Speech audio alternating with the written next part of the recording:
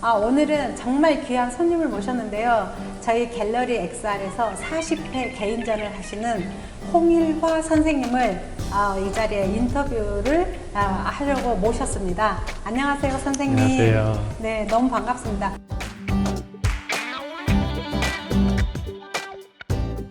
그러면 선생님 자기소개를 먼저 간단하게 해주세요. 예, 저는 지금 현재 프랑스와 한국을 오가면서 작업을 진행 중이고요. 인물화를 20년을 작업을 했고, 그리고 지금은 이제 풍경화를 이제 4년째 접어서 들어가면서 생태 작가로 작업 중입니다. 그래요. 여기 지금 갤러리에도 선생님의 인물화 작품이 지금 있는데 너무 디테일하고 아름다워서 저는 사진을 찍은 줄 알았어요. 정말 처음에. 그래서 저 여성, 특히 여성의 얼굴을 너무 아름답게 그리셨는데 그 계기가 어떤 걸까요? 예전에 처음에 이제 어떤 주제로 이제 제가 제 앞으로의 작업 세계를 이끌어갈까 고민을 되게 많이 했던 시절이 있었는데, 우선은 제 스스로가 질리면 안 된다라는 게 첫 번째 철칙이었고요.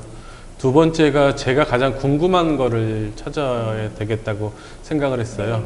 그러면서 느꼈던 게 아마 제일 먼저 나왔던 그런 저의 스스로의 키워드는 어머니와 외할머니였던 것 같아요. 지금 다시 생각해 보면. 그 이유는 이제 그림 그리는 거를 반대를 하셨던 어머니, 그 다음에 그림 그리는 걸 적극적으로 지원해 주셨던 외할머니, 그 갈등 속에서 저는 있었고, 거기서 제가 어떤 선택을 해야 될지 저도 참 그 갈피를 잡지 못하는 그런 상황이었었거든요. 그러면서 보통 남성, 여성을 얘기를 할 때 제게 있어서 여성 같은 경우는 좀 더 소통하기 쉬운, 좀 더 쉽게 문을 열 수 있는 그런 단계였던 것 같아요. 그러니까 뭐 저 때도 그렇지만 저희 아버지 세대, 할아버지 세대를 봤을 때 남성들 같은 경우는 아니다라고 하면 또 단호하게 더 이상 얘기를 진행할 수 없는 부분이었지만은 여성분들에 대해서는 충분한 대화가 가능했고 소통을 할 수가 있었고, 그 소통을 통해서 변화를 일으킬 수 있는 부분이 있어서 저는 일단 그 부분에 대해서 여성이라는 주제를 잡고 작업을 진행했던 것 같아요. 네. 작품을 하시는데 그 어머니의 그 상반에 처음에 작업하시는 거 반대하신 거, 또 외할머니의 전폭적인 지지, 이런 것들과 또 여성의 긍정적인 면들이 다 계기가 되셨네요. 네. 근데 요즘 작품들을 보면 여기 지금 작품들이 있는데 좀 숲을 주제로 많이 그리시잖아요. 네. 그러니까 숲 하면은 풍경화에 속하는 거죠. 네, 그렇죠. 그 풍경화로 인물화를 한 얼마 정도 그리셨어요?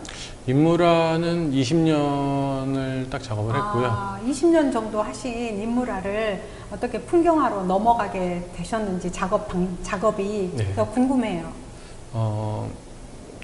제가 인물화를 그리면서 가장 중점을 뒀던 거는 내가 왜 그리고 있지라는 것들이 항상 있었어요. 그리고 인물화 같은 경우는 저에게 어떻게 보면 관계 소통의 의미가 컸는데, 그 소통을 위해서 보통 생각을 했던 게 이제 대중과의 소통, 그다음 이제 표현 방식에서도 좀 더 난해한 거기보다는 좀 더 사실적 묘사를 통해서 그냥 이미지 전달, 그리고 그 관객이 제 그림을 봤을 때 보는 순간으로 하여금 어떤 이미지를 작가가 표출하고자 하는 것을 금방 와닿게 하는 것을 생각을 해가지고 주로 이제 광고에 보여지는 그런 이미지 형태로 이제 초기 작업을 많이 했고요. 그리고 이제 20년이란 시간 동안 이제 어떻게 보면은 반복된 작업을 계속 해왔던 거거든요. 그러면서 제게 가장 중요했던 거는 또 하나의 변화였던 것 같아요. 그래서 변화하고 제가 스스로 정해놓은 틀에서 벗어나는, 그 틀을 깨는 계기가 필요했었는데, 인물화를 그릴 때 보면은 항상 제가 그 답을 알고 그렸던 부분이 커요. 처음에 스케치하는 부분부터 어떻게 그림이 끝나겠다라는 것을 알고 인지하고 들어갔기 때문에 제 스스로 작업을 하는 데 있어서 호기심이 좀 떨어졌던 부분이 있고요. 그러면서 더 이상 제가 상상의 나래를 펴는 데 있어서 약간은 좀 제약이 되는 부분도 있었고요. 그래서 이제 그런 변화의 계기가 뭐가 있을까를 계속 생각을 하다가 우연찮은 게 이제 숲을 걷는데, 그 숲에서 보여지는 그런 변화가 그 찰나의 순간, 바람이 한번 불 때, 햇볕이 바뀔 때 그런 변화들, 그 다음에 매 시기 오늘과 어제가 다르고 또 내일이 다르고 계절별로 다른 그런 변화가 저에게 굉장히 큰 매료로 다가왔고요. 그래서 무작정 일단 제 작업실을 벗어나야겠다고 생각을 했죠. 그래서 떠난 곳이 이제 제주가 됐고 제주의 자연을 보면서 이제 자연스럽게 또 풍경화를 그리게 됐고요. 네. 아, 선생님 말씀을 들으니까 정말 이 스케치를 해서 결과까지 벌써 이미지화 돼서 인물화의 경우는 네. 완성물까지 이게 이미지가 미리 다 나오는 거잖아요. 네. 그래서 호기심이 정말 조금 더 떨어질 수는 있겠어요. 예. 예, 숲 같은 경우는 자연의 빛에 따라서도 다르고 모든 거가 다르기 때문에 네. 예, 창의력을 마음과 상상력을 펼칠 수 있는 것 같은데 정말 선생님 그림이 숲 주제지만 또 다 작품마다 다르니까 네. 굉장히 매력인데 정말 모든 사람들이 여기 와서 본 사람들마다 감동을 받았어요. 네. 정말 그래서 저도 뿌듯했는데요. 그러면 작품 구상을 하실 때 평소에 어떤 데에 영감을 주로 받으시는지 궁금해요. 인물화에서 영감받는 부분과 풍경화에서 영감받는 부분이 엄연하게 차이가 있는데요. 인물 같은 경우는 아무래도 대화예요. 사람과 사람의 대화를 통해서 이제 거기서 제가 생각하지 못했던 것을 인지를 했을 때 그것이 작업의 요소가 많이 됐고요. 그렇지 않으면 이제 신문의 기사라든지 그다음에 그런 시대의 패션 경향이라든지 그런 것들이 이제 인물화의 영감의 주 재료였다면은 풍경화 같은 경우는 그냥 산책인 것 같아요. 예, 매번 똑같은 숲을 걷더라도 매번 느끼는 게 다르고 제 감정 변화에 따라서도 그 느낌이 또 다르게 다가오고요. 그리고 이왕이면은 숲을 작업하는 데 있어서 저도 사람들에게 뭔가 숲에 대해서 알리고 싶은 약간 생태 작가의 모습을 좀 보이고 싶은 게 있었거든요. 네. 그러니까 늘상 항상 저희 곁에 있는 숲이지만은 이게 언제 어떻게 사라질지 모르는 거고 또 다시 어떤 모습으로 나타날지 모르는 거잖아요. 근데 그거는 자연에 의해서 변화라기보다는 인간에 의해서 변화가 많이 일어나거든요. 그래서 그런 부분에 대해서 좀 메시지를 전달하고 싶은 부분이 컸지요. 그러니까 이런 생태계의 그러니까 자연과의 소통을 통해서 하나의 생명체잖아요. 네. 그 생명체와 대화하고 보고 느끼고 같이 교감하면서 네. 거기서 파괴가 되면 안 되는 그런 것도 느끼시고 네. 그런 게 굉장히 강해질 것 같아요. 그러니까 자연을 흔히 생각할 때 사람들이 자연은 그냥 멈춰 있는 생물체라고 생각을 하기 마련이거든요. 근데 자연도 계속 진화를 하고 있고 변화를 하고 있고 그다음에 순간순간에 그 생존을 하기 위해서 굉장히 치열한 싸움을 매 순간 진행을 하고 있거든요. 근데 네. 저희는 그런 부분에 대해서 전혀 인지를 하지 못하고 있어요. 그냥 자연은 인간을 위한 장식이고 뭐 산소를 공급하고 아름다움을 제공하는 그런 요소적인 것만 보고 있거든요. 그래서 그런 자연의 변화라든지 자연이 왜 생계를 위해서 이렇게 치열하게 싸우고 있는지 그런 부분에 대해서 인간에게 또 사람들에게 다시 얘기하고 싶은 것이죠. 선생님 말씀 들으니까 자연과 우리 사람이 함께 더불어서 서로 사랑하면서 살아야 되겠다고 그런 생각이 듭니다. 자, 그러면 올해는 주로 이제 벌써 올해도 상반기가 지나고 하반기로 들어서잖아요. 네. 상반기에는 주로 어떤 활동을 하셨고 또 하반기에는 어떤 활동을 계획되어 있는지 궁금합니다. 제가 풍경화 작업을 하면서부터 주로 이제 봄에 풍경을 그리는 걸 좋아하는데 봄은 어떻게 보면은 겨울이라는 멈춰있는 시기를 지나서 새로운 변화를 일으키는 시기거든요. 그래서 꽃잎이 새로 나오고 그 다음에 나뭇잎이 피고 그 다음에 색상의 변화, 노란색에서 분홍색, 초록색 뭐 다양한 색상의 변화를 일으키고 있고요. 그래서 그런 것을 보여주기 위해서 제가 상반기에는 항상 레지던시나 아니면 저 혼자 이제 여행을 떠나가지고 작업을 하고 있고 하반기에는 이제 정착을 하면서 상반기에서 이제 경험했던 것을 이제 다시 제 스스로 정리하는 기간이에요. 그래서 올해도 그렇고 작년에도 그렇고 재작년에도 그렇고 항상 어느 지역, 특정한 지역을 정해서 그 숲 안에서 작업을 하는 걸 했고요. 하반기에는 이제 그런 작업한 것을 주로 이제 전시를 하면서 대중에게 선보이는 작업을 하고 있죠. 완전 바쁘게 활동하고 계시네요. 그 계획하고 그 다음에 이 바쁜데 작업을 언제 하시는지 묻기 전에 네. 하나 궁금한 거. 네. 저번에 한번 뵀을 때 그 숲에서 보면 우리 사람들은 새싹이 연두색이나 뭐 노랑 뭐 이렇게 생각하잖아요. 네. 다 새싹하면 초록색 이런 걸 생각하는데 네. 분홍색이라고 한번 들은 적 있어요. 네, 예. 그 얘기 잠깐 들려주시면 좋겠습니다. 예, 처음에 분홍은 요 전 단계부터 들어가야 되는데 흔히 이제 분홍이라는 고정관념을 갖고 있잖아요. 분홍은 여성의 색, 파랑은 남성의 네. 색. 그래서 아이들 옷을 살 때도 분홍색은 여자아이, 파랑색은 남자아이의 옷을 사잖아요. 그런 고정관념적인 것부터 어떻게 보면은 깨고 싶었던 부분이 커요. 그래서 남자가 분홍을 입으면 왜 안 되는데 그리고 이제 그런 기준을 누가 만들었는데 보면 다 인간에서부터 비롯된 거거든요.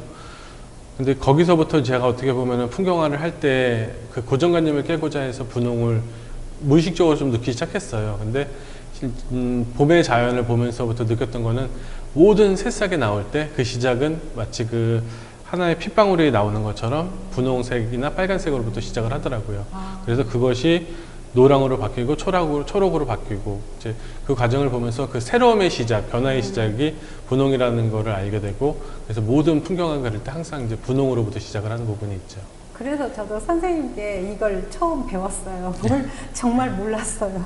네. 그러면 이제 이렇게 작업하시는데 바쁘신데 활동이 바쁘잖아요. 프랑스하고 한국을 왔다 갔다 하시고 레지던스 하시고 네. 또 전시회 하시고 아트페어 하시고 이러는데 또 비엔날레도 뭐 네. 하신다고 들었는데 이따 잠깐 소개해 주시고요. 비엔날레 네. 얘기는.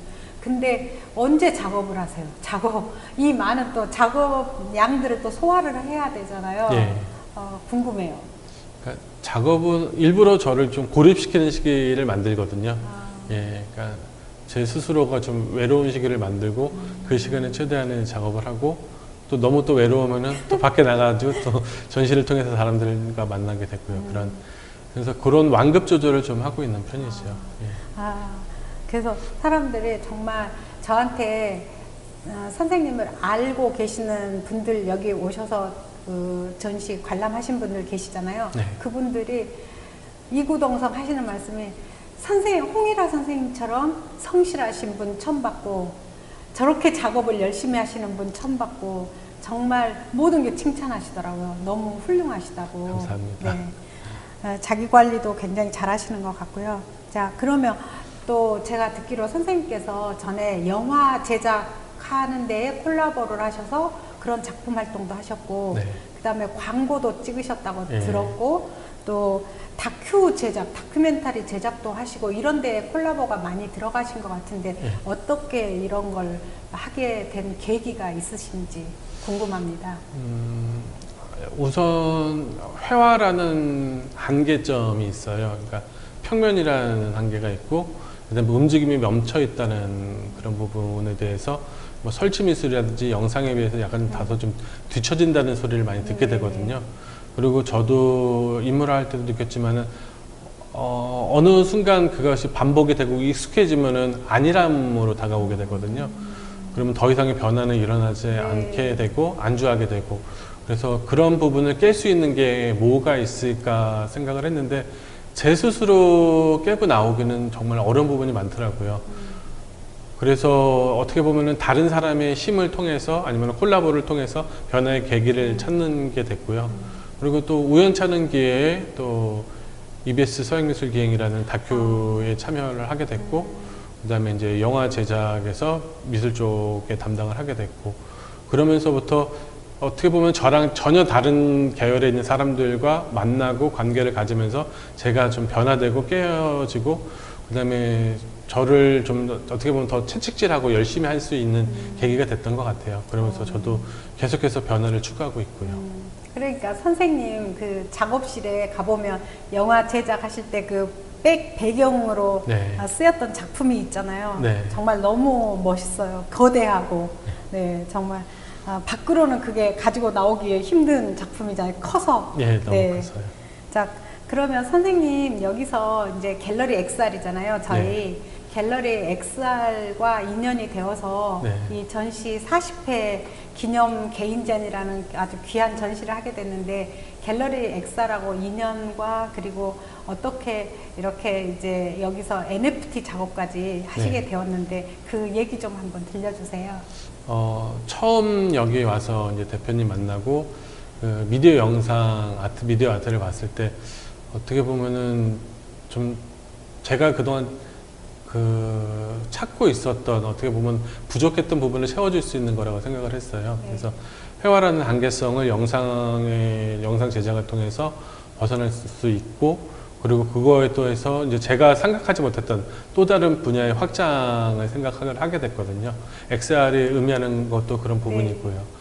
그래서 이제 저도 같이 이제 제 작업을 통해서 영상 제작을 만들어지고, 그다음에 제 관점만이 아닌 이제 XR에서 추구하는 그런 또 창의적인 부분을 같이 콜라보를 했을 때 또 만들어지는 시너지 효과가 있잖아요. 그런 부분에 대해서 이제 기대를 했고, 그리고 또 그런 기대했던 부분의 이상으로 더 좋은 결과가 나왔고요. 네. 그러면 저희 갤러리에서 또 하고 있는 그 메타버스로라는 네. NFT 플랫폼 있잖아요. 네. 거기에서도 요즘에 이제 NFT 시장이 조금 이제 변화도 있고 네. 약간은 그 침체된 그런 것도 있긴 하지만 네. 이제 멀리 봐서는 굉장히 괜찮을 것 같은데 네. 여기에도 선생님께서 이제 처음으로 NFT 작업을 하셨잖아요. 네. 그래서 참여하셨는데 또 그때 느낀 소감은 어떠신지 한번 듣고 싶어요. 그러니까 NFT가 어떻게 보면 역사적으로 참 3년, 4년 정도밖에 네. 안 되는 짧은 기간인데, 기존에는 이미 있었던 이미지만 활용하는 그런 단계였다면은 XR에서는 어떻게 보면 공간이 추가된 NFT예요. 그러니까 제가 조금 전에 언급했던 것처럼 확장성이 있는 그런 NFT여가지고 저는 그 부분이 너무 좋았고요. 그리고 제 평면 작업 이미지를 통해서 그것이 이제 3D 또 4D를 넘어갈 수 있는 그런 연장선상에 있는 것들이 다른 NFT랑 좀 차별화됐고, 그 다음에 저도 그런 쪽으로 더 통해서 더 새로운 영감을 얻고 작업을 이어갈 수 있는 부분이 좋았습니다. 네.